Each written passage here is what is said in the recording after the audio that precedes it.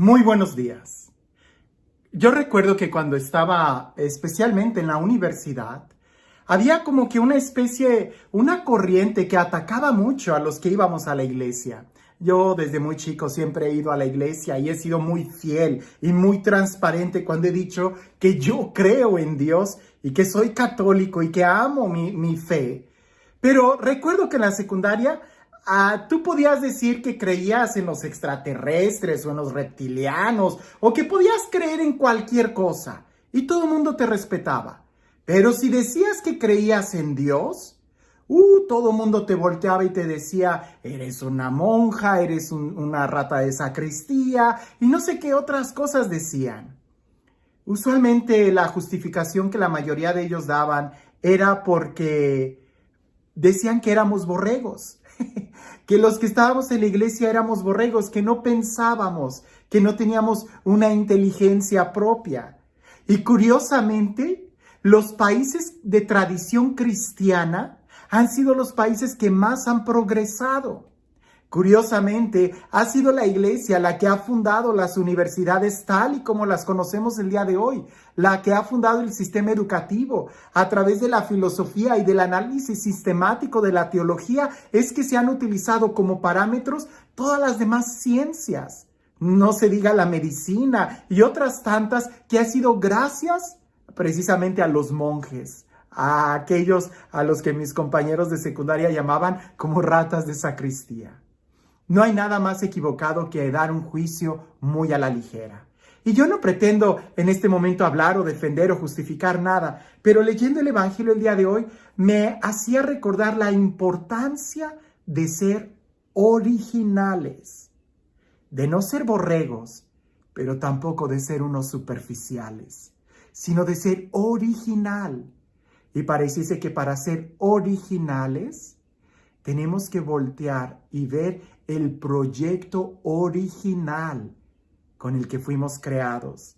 De lo contrario, estaríamos siendo presas de una mercadotecnia o de un estereotipo que haría que todos corriéramos bajo el mismo destino o que cayéramos bajo la manipulación de simplemente las leyes del mercado. Sin más preámbulo, vayamos a escuchar lo que el Evangelio dice. En aquel tiempo, Jesús y sus discípulos llegaron de nuevo a Jerusalén. Y mientras Jesús caminaba por el templo, se le acercaron los sumos sacerdotes, los escribas y los ancianos y le preguntaron, ¿con qué autoridad haces todo esto? ¿Quién te ha dado autoridad para actuar así? Jesús les respondió, les voy a hacer una pregunta. Si me la contestan, yo les diré con qué autoridad hago todo esto. ¿El bautismo de Juan era cosa de Dios o de los hombres? Contéstenme. Ellos se pusieron a razonar entre sí y decían, si le decimos que de Dios, nos dirá. Entonces, ¿por qué no le creyeron?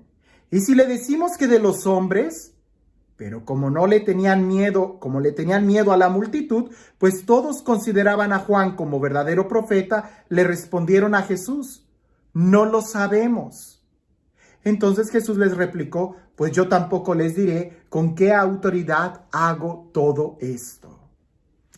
Para poder entender la respuesta que Jesús les da, porque aparentemente de una manera superficial, Jesús les está respondiendo con otra pregunta. Y eso no es respuesta.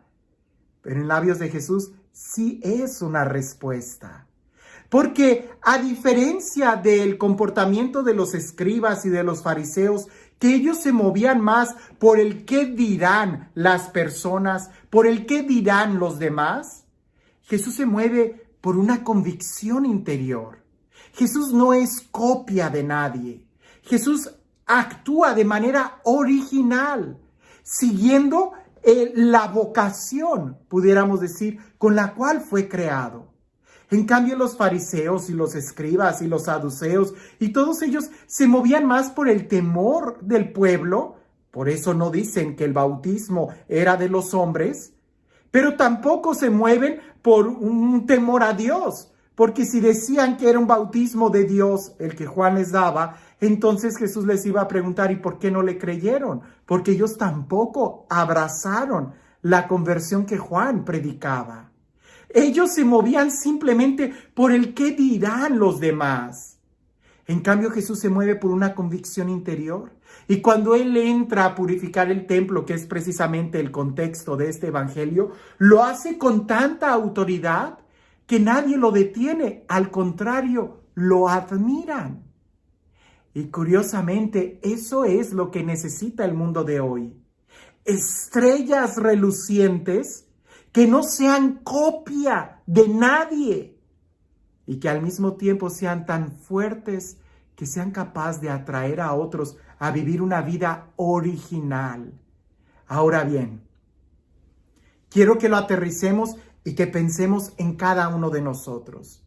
Porque esto de que sé original, sé tú mismo, haz lo que se te dé la gana, créeme, son palabras ya tan trilladas que actualmente es precisamente copia, haz lo de los demás, sigue el ejemplo mediocre de tantos otros que han terminado su vida en un vacío existencial.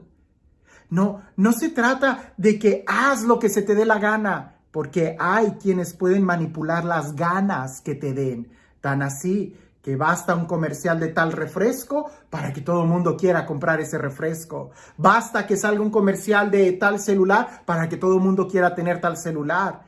Y no falte aquella moda de vestir o de lo que sea para que todo el mundo quiera.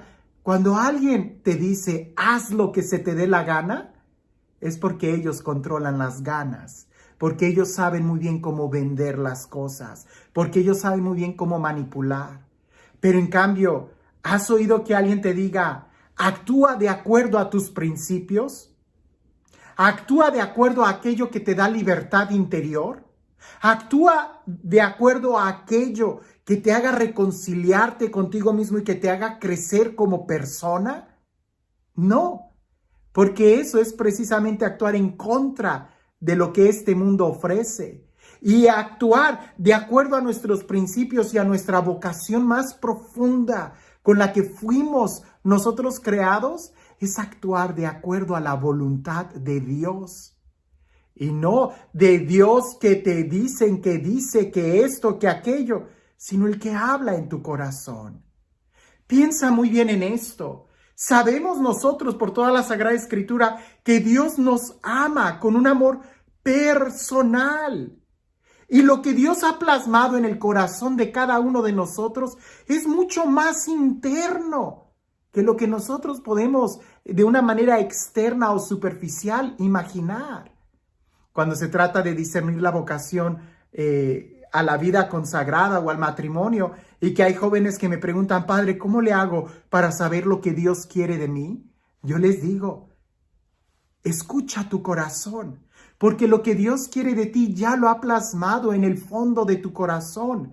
Pero para eso tienes que quitarte todo egoísmo y poder descubrir lo que en realidad te da paz, lo que en realidad te hace crecer como persona, lo que desde el fondo de tu corazón te da felicidad y realización. Es exactamente lo que Dios quiere para ti. Porque la voluntad de Dios que está escrita y plasmada en su ley divina no es que se force en nuestro comportamiento y que la sintamos como una carga pesada, no, sino que más bien brota desde nuestro corazón como un deseo de amar. Por eso Jesús decía que cuando venga el Espíritu, desde nuestro interior nos hará clamar, Abba, Padre. ¿Con qué autoridad Jesús actuaba así? Pues porque Él actuaba de acuerdo a la voluntad de Dios. Y eso es la mejor autoridad que tú puedes tener.